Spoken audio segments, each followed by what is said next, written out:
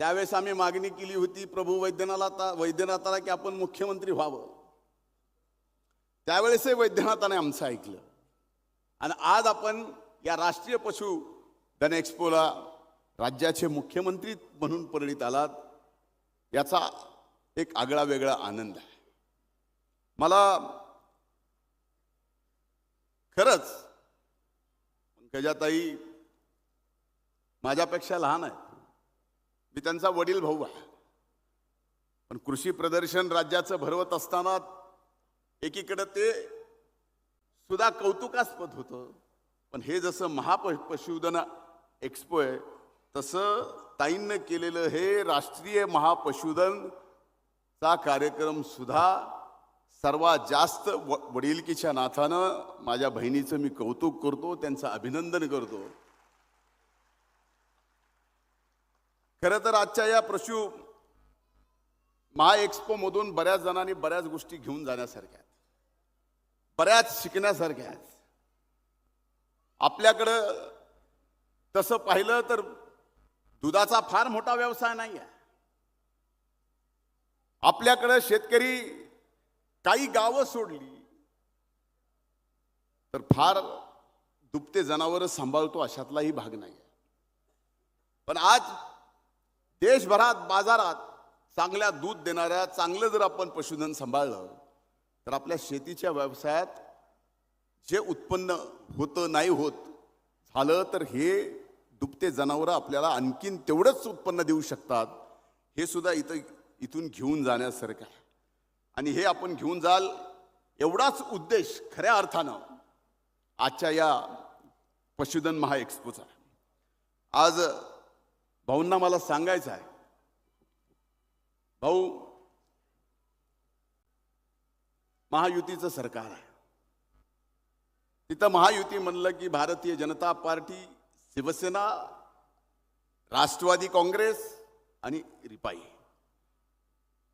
मध्ये स्थानिक स्वराज्य संस्थेच्या निवडणुका झाल्या, परळी वैद्यनाथ नगरपालिकेच्या सुद्धा निवडणुका झाल्या. त्या निवडणुकीमध्ये ज्या प्रमाणावरती सरकार पूर्णपणानं घट्ट महायुतीचं म्हणून आहे, या परळी महाराष्ट्रात कुठं कशी निवडणूक झाली हे आपल्या सगळ्याला माहिती आहे. पण परळीत मात्र महायुती म्हणून जशाला जशी वर आहे तशी खाली आम्ही निवडणूक लढवली आणि परळीच्या मायबाप जनतेने अभूतपूर्व यश सुद्धा या ठिकाणी दिलं. म्हणून माझी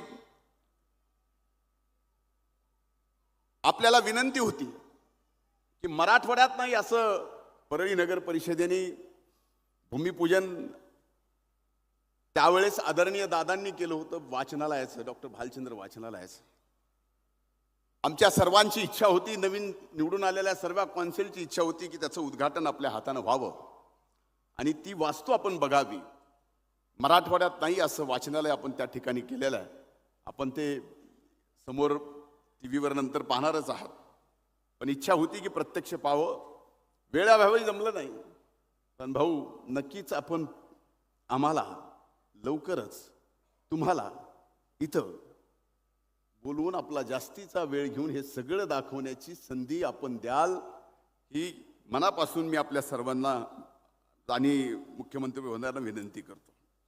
साहेब, एक 5 महत्त्वाचे मुद्दे आहेत ज्या परळीच्या दृष्टीनं, या पंचकृषीच्या दृष्टीनं फार महत्त्वाचे आहेत. या ठिकाणी आमच्या इथल्या मायबाप जनतेला एवढीच इच्छा आहे, इथं बाजूला भाऊ कामधेनू कश आहे. कामधेनूचा अर्थ आपल्याला माहिती आहे. कामधेनू गाय म्हणजे त्या गायीच्या समोर आपण तिची सेवा केली, तिची पूजा केली. कामधेनू तुमच्या इच्छापूर्ती करते. आता आमच्या दृष्टीनं हे गायीचं उदाहरण आहे, गोमातेचं उदाहरण. आमच्या दृष्टीनं आता तुम्हीच कामधेनू आहात. आता इथल्या सगळ्यांच्या इच्छा पूर्ण करणं हे आहे. म्हणून माझी एक विनंती आहे, बाकी काय आम्ही मागणार नाही, पण तीर्थक्षेत्र ज्योतिर्लिंगाचा जो 283 कोटी रुपयाचा प्रकल्प आपण हाती घेतलाय त्यापैकी 50 कोटी आतापर्यंत आले. कामही अतिशय गतीनं चालू आहे. पण या वर्षीच्या अर्थसंकल्पात त्यासाठी आपण 100 कोटीची तरतूद ठेवावी ही विनंती या पंचकृषीतल्या मायबाप जनतेच्या वतीने मी या ठिकाणी करतो आहे. मी आपले आभार मानतो, आपले अभिनंदन करतो की मी सभागृहात एक प्रश्न परळी थर्मल पॉवर स्टेशनच्या संबंधात उपस्थित केला आणि 9व्या प्लॅनच्या संबंधात विषय करत असताना आपण शब्द दिला सभागृहात की ते प्लॅन ज्यावेळेस व्हायचा त्यावेळेस होईल, पण आत्ता प्लॅनची जी स्क्रॅपमध्ये गेलेली जी जमीन आहे त्यावर 350 मेगावॉट सोलारचा प्रकल्प उभा करण्याचं सभागृहात दिलेला शब्द, त्याची 50 मेगावॉटचं काम आत्ता चालू करून तो शब्द आदरणीय भाऊनी या ठिकाणी आपला पूर्ण केलाय. तो तात्काळ 350 पूर्ण व्हावा हीच कळकळीची विनंती या निमित्तानं करतो. आज आपण, मला आठवतं चौंडीला अहिल्यादेवींच्या जयंतीच्या निमित्तानं आपण एक मंत्रिमंडळाची बैठक घेतली आणि त्या बैठकीमध्ये एक निर्णय घेतला की अहिल्यादेवींनी जे जे महाराष्ट्रातले देवस्थान जीर्णोद्धार ज्यांचं केलंय त्यांना आपण आर्थिक वेगळी मदत देऊन विकासासाठी मदत करणार. परळीचं हे 12 पंचम ज्योतिर्लिंगाचं वैद्यनाथाचं जीर्णोद्धार सुद्धा अहिल्यादेवींनीच या ठिकाणी केलाय. म्हणून आमची मागणी आहे की त्यात परळीचं नाव नव्हतं, ते नाव सुद्धा आपण त्यात घ्यावं.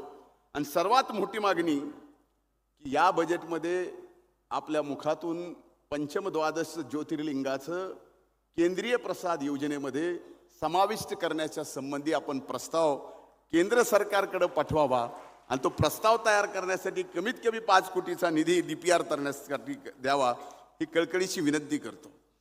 आज आमचे काही जलसंपदामध्ये पाणी उपलब्धता एकूण 11 प्रकल्पापैकी 9 प्रकल्पाची पाणी उपलब्धता प्रमाणपत्र आहे. पण हे जर 9 प्रकल्प ज्याला पाणी उपलब्धता मिळालेलं आहे ते प्रकल्प आता आपण जर प्रयत्न केला तर मंडळाकडून सुद्धा त्याला मान्यता आलेली आहे.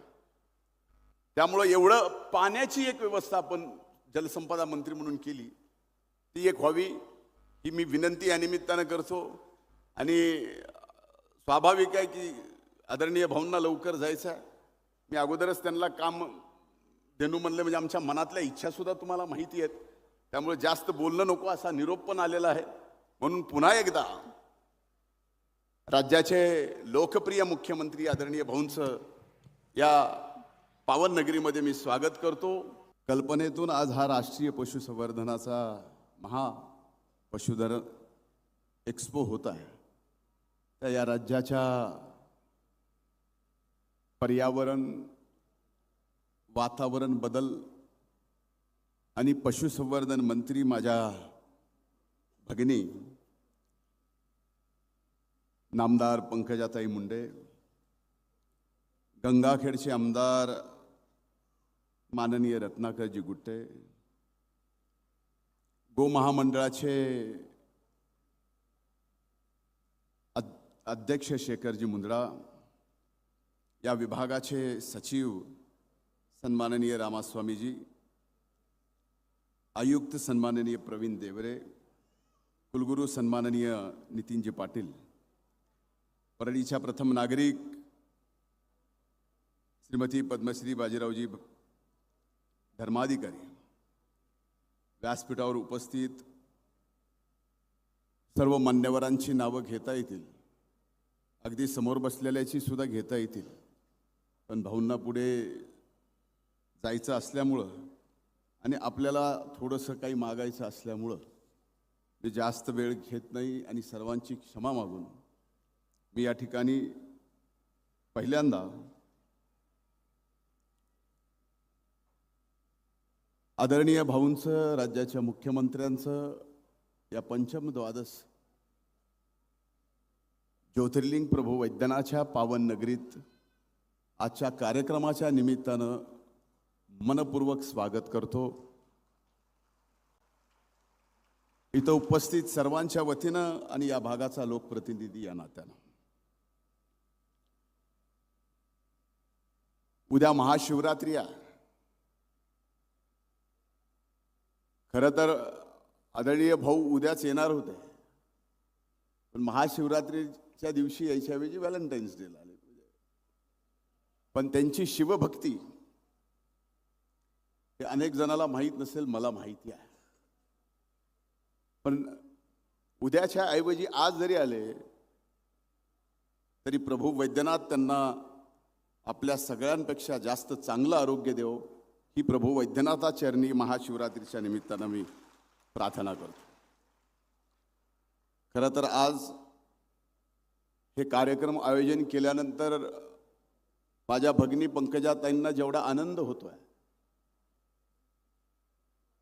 त्याच्यापेक्षा घुबर आगाव आनंद नक्कीच राज्याचे उपमुख्यमंत्री म्हणून अजितदादा असते तर दादांना सुद्धा झाला असता. कारण शेतकरी आणि पशुधन यांच्यावर त्यांचं असलेलं प्रेम, आणि आपण प्रत्येकजण दादांना फार लवकर उठतात, फार लवकर कामाला चालू करतात. याचं कारणच हे होतं की सुरुवातीच्या काळात त्यांना पहाटे उठून धार काढावं लागायची आणि पुण्याला जाऊन दूध विकावं लागायचं. म्हणून आज या ठिकाणी मला दादांची आठवण काढल्याशिवाय आणि आपल्या सर्वांच्या वतीनं दादांना श्रद्धांजली वाहिल्याशिवाय पुढे जाता येणार नाही. आज या कार्यक्रमाला राज्यातून नाही तर सबंध देशातून जे पशुधनाचे मालक आलेत त्यांचंही मी स्वागत करतो. या प्रदर्शनाला इथं उपस्थित सर्वांचे परवानगीनं मी अगदी 10 मिनिटांमध्ये आपलं भाषण संपवणार आहे. मला आठवतं याच ठिकाणी ज्या वेळेस पहिल्यांदा महायुतीचं सरकार महाराष्ट्रात आलं, आदरणीय आपल्या सर्वांचे लोकनेते स्वर्गीय मुंडेसाहेब त्यावेळेस देशाचे राज्याचे उपमुख्यमंत्री होते आणि 1997ला त्यांच्या मार्गदर्शनाखाली ज्यावेळेस स्वर्गीय अण्णा जिल्हा परिषदेचे अध्यक्ष झाले त्यावेळेसपासून जिल्हा परिषदेचं महाशिवरात्रीच्या निमित्तानं पशु आणि कृषी प्रदर्शन जिल्ह्यापुरतं मर्यादित या ठिकाणी होत होता. आज साहेबांचं आणि अण्णांचं स्वप्न हे पशु प्रदर्शन जिल्ह्याचं असणारं देशाचं केलं, त्याबद्दल मी ताईंचं मनापासून आभार या ठिकाणी मानतो. मागे कृषी प्रदर्शन सुद्धा झालं होतं, त्यावेळेस आदरणीय भाऊ उपमुख्यमंत्री होते. त्यावेळेस आम्ही मागणी केली होती प्रभू वैद्यनाथाला की आपण मुख्यमंत्री व्हावं. त्यावेळेसही वैद्यनाथाने आमचं ऐकलं आणि आज आपण या राष्ट्रीय पशुधन एक्स्पोला राज्याचे मुख्यमंत्री म्हणून परिणित आलात, याचा एक आगळा वेगळा आनंद आहे. मला खरंच पंकजाताई माझ्यापेक्षा लहान आहेत, मी त्यांचा वडील भाऊ आहे. पण कृषी प्रदर्शन राज्याचं भरवत असताना एकीकडे ते सुद्धा कौतुकास्पद होतं, पण हे जसं महापशुधन एक्स्पो आहे तसं ताईंनं केलेलं हे राष्ट्रीय महापशुधनचा कार्यक्रम सुद्धा सर्वात जास्त वडिलकीच्या नाथानं माझ्या बहिणीचं मी कौतुक करतो, त्यांचं अभिनंदन करतो. खरं तर आजच्या या पशु महा एक्स्पो मधून बऱ्याच जणांनी बऱ्याच गोष्टी घेऊन जाण्यासारख्या आहेत, बऱ्याच शिकण्यासारख्या आहेत. आपल्याकडं